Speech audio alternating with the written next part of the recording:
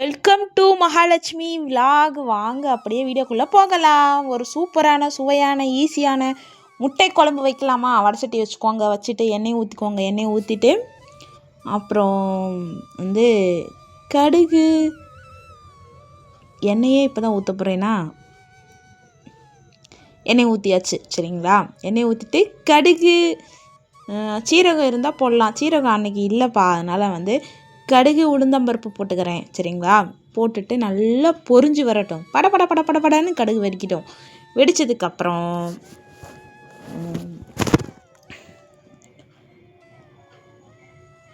கடுகு நல்லா பொரியணும்ல, அதனால் வந்து நான் டைம் விட்டுருக்கேன் போல். அப்படி இல்லைப்பா, கடுகு இங்கே போட்டுட்டு அங்கிட்டு போயிட்டேன்னு நினைக்கிறேன். ஏதோ ஒரு வேலை செய்ய போயிட்டு உளுந்து எடுக்க போயிட்டேன். சரி, கடுகு உளுந்து போட்டுக்கோங்க சரிங்களா. கடுகு உளுந்து போட்டு நல்லா வந்து பொரிக்கட்டும்.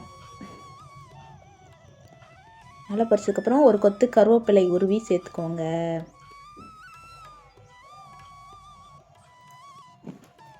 அப்புறம் வரமிளகா குண்டு குண்டு வரமிளகா பிச்சு அப்படி சேர்த்துக்கோங்க. ஒரு 2 வரமிளகா சேர்த்துக்கலாம். காரத்துக்கு தகுந்த மாதிரி சேர்த்துக்கோங்க சரிங்களா. அப்புறம் வெங்காயம் தக்காளி பச்சை மிளகா எல்லாத்தையும் நான் கட் பண்ணி வச்சுட்டேன், அதனால் வந்து அதையும் சேர்த்துக்கிறேன். ஒரே ஒரு பச்சை மிளகா போட்டிருக்கேன். உங்களுக்கு காரம் வேண்டாம்னு நினச்சிங்கன்னா நீங்கள் பச்சை மிளகாலாம் போட தேவையில்லை. நாங்கள் நல்லா காரம் சாரமாக சாப்பிட்றாள், அதனால் வந்து பச்சை மிளகா ஒரு 2 ஒரு வரமிளகா சேர்த்துருக்கேன் சரிங்களா. அப்புறம் உப்பு போட்டுக்கோங்க. உப்பு போட்டு நல்லா வதக்கி மூடி வச்சுருங்க. நல்லா வெங்காய தக்காளி நல்லா வெந்து வந்த பிறகு மஞ்சள் தூள் போட்டுக்கோங்க. ஈஸியான மெத்தடில் ஒரு முட்டை குழம்புப்பா, டக்குன்னு நம்ம தோசைக்கு வச்சுக்கலாம். அப்போ பெருங்காயத்தூள் போட்டுக்கோங்க ஒரு பாக்கெட்டு சரிங்களா. பெருங்காயத்தூள் போட்டாச்சு. சின்ன பாக்கெட்டே விற்கும்ல, அந்த பாக்கெட்டு தான் வாங்கி போடுறேன். அப்புறம் வந்து வெங்காயமும் தேங்காய் அரைச்சி வச்சுருக்கேன் சரிங்களா. அதில் வந்து கொஞ்சம் குழம்பு மசால் பொடி இருக்கும்ல, இப்போ அம்மா பாட்டியெல்லாம் அரைச்சி தருவாங்களா குழம்பு மசால் பொடி, அதையும் போட்டு அரைச்சி வச்சுருந்தேன். வெங்காயம் தக்காளி மசால் பொடி 3 அரைச்சது சேர்த்து நல்லா வதக்கிடுங்க சரிங்களா. வதக்கிட்டிங்கன்னா அப்புறம் மிக்ஸி ஜாரில் தண்ணி ஊற்றி அந்த மசாலாலாம் வேஸ்ட் பண்ணிடாதீங்க. நல்லா தண்ணி ஊற்றி கழுவி அந்த மிக்ஸி ஜார் தண்ணி உள்ளே ஊற்றி நல்லா இப்படி வந்து கலந்து விட்டிங்கன்னா 10 நிமிஷத்தில் ஈஸியாக நம்ம முட்டை குழம்பு டக்குன்னு வச்சிடலாம் தோசைக்கு. இப்போ நான் தோசைக்கு தான் வச்சிட்ருக்கேன் சரிங்களா. சரி, குழம்பு ரெசிபி வந்து தனியாக கொடுத்துடலாம் அப்படின்னு சொல்லிட்டு நான் வைக்கிற குழம்பு சமையல்லாம் வந்து இனிமேல் வந்து தனியாக கொடுக்க போகிறேன் சரிங்களா. அப்போங்கும்போது உங்களுக்கு பார்க்குறக்கு ஈஸியாக இருக்கும்ல. முட்டை குழம்பு, மீன் குழம்பு அப்படிங்கிற பார்க்குறக்கு உங்களுக்கு ஈஸியாக இருக்கும்னு சொல்லிவிட்டு தனியாக கொடுக்குறேன். உங்களுக்கு பிடிச்சிருந்தா இது மாதிரி செஞ்சு பாருங்கள் சரிங்களா. அப்புறம் நான் 2 முட்டை தான் வாங்கிட்டு வந்திருந்தேன்ப்பா.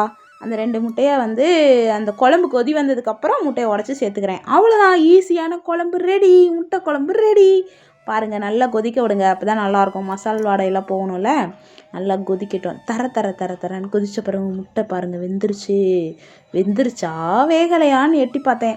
அப்புறம் வந்து பொட்டுக்கடலை கொஞ்சம் அரைச்சி கடைசியாக வந்து கொஞ்சம் சேர்த்துக்கோங்கப்பா. ஏன்னா தோசைக்கு வந்து கிரேவி மாதிரி வேணும், குழம்பு மாதிரி வேணும். அப்போங்கும்போது நமக்கு வந்து பொட்டுக்கடலை இல்லைன்னா முந்திரி கூட சேர்த்துக்கலாம். நான் வந்து பொட்டுக்கடலை தான் சேர்த்துருக்கேன். அந்த வெறும் பொட்டுக்கடலை மிக்சியில் போட்டு அரைச்சி கொஞ்சோண்டு தண்ணி சேர்த்து அதையும் சேர்த்து லாஸ்ட்டாக தான் ஊற்றணும். ஊற்றிக்கோங்க. ஊற்றிட்டு அப்படியே ஒரு கலக்குன்னு கலக்குனீங்கன்னா சூப்பரான முட்டை குழம்பு ரெடி.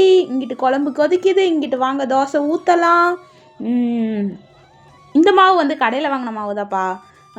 இன்றைக்கி தான் ஊற வச்சுருக்கேன். மாவு ஆட்டணும். அடுத்த விலாகில் வந்து நான் உங்களுக்கு வந்து வீடியோ எடுத்து வச்சுருக்கேன், தரேன் சரிங்களா. உங்களுக்கு விலாக் பிடிச்சா விலாகெல்லாம் பாருங்கள் சரிங்களா.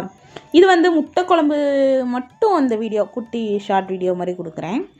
முட்டை குழம்பு மட்டும் இந்த வீடியோ சரிங்களா. அழகான சூப்பரான அழகாக ரவுண்டாக ஒரு தோசை, அதை சுற்றி இந்த இப்படி தோசையில் இப்படி ஸ்ப்ரே பண்ணுவாங்கள்ல எண்ணெய் பாட்டில், அது ஒன்று வாங்கலான் இருக்கேன்ப்பா. எப்போ பார்த்தாலும் ஸ்பூன்லேயும் எடுத்து ஊற்ற வேண்டியதாக இருக்குது. ஒன்று வந்து மீஷோவில் ஆர்டர் போடலான் இருக்கேன். நான் கொஞ்சம் இன்றைக்கி கொஞ்சம் எப்படி சொல்கிறது, வீட்டில் நிறைய வேலையா, அதனால் கொஞ்சம் டயர்டாக அப்படி தான் இருக்கேன். என்னங்க பண்ணுறது, வீட்டு வேலை அவ்வளோ கிடக்கு. ஒரு நாள் வந்து உடம்பு சரியில்லைன்னு சொல்லி தூங்கிட்டா அந்த வீட்டில் வேலை ஓடவே ஓடாது. அவ்வளோ ஒரு பாத்திரம் அழுக்கு துணி, துவைச்ச துணி, வீடை கூட்டணும். அடுத்த விலாக் எடுத்து ரெடியாக வச்சுருக்கேன் பாருங்கள், உங்களுக்கு நான் காட்டுறேன். அதில் பாருங்கள் எவ்வளோ வேலை நான் வீட்டில் செஞ்சுருக்கேன்னு சொல்லிட்டு. அப்புறம் அப்படியே தோசையை திருப்பி போட்டுடலாம். போட்டாச்சு. இந்த சதுரமாக ஒரு தோசைக்கல் விற்கும்ல, அது ஒரு நாளைக்கு நம்ம வாங்கி நம்மளும் சதுரமான தோசை ஊற்றணும்னு எனக்கு ஒரு ஆசை இருக்குது. வாங்கின தோசைக்கல்லே அதில் தோசை வரமாட்டேங்குதுப்பா. தோசையும் ரெடி, முட்டை குழம்பு ரெடி. அடுத்த வீடியோவில் பார்க்கலாம். அனைவருக்கும் நல்லதே நடக்கும். அடுத்து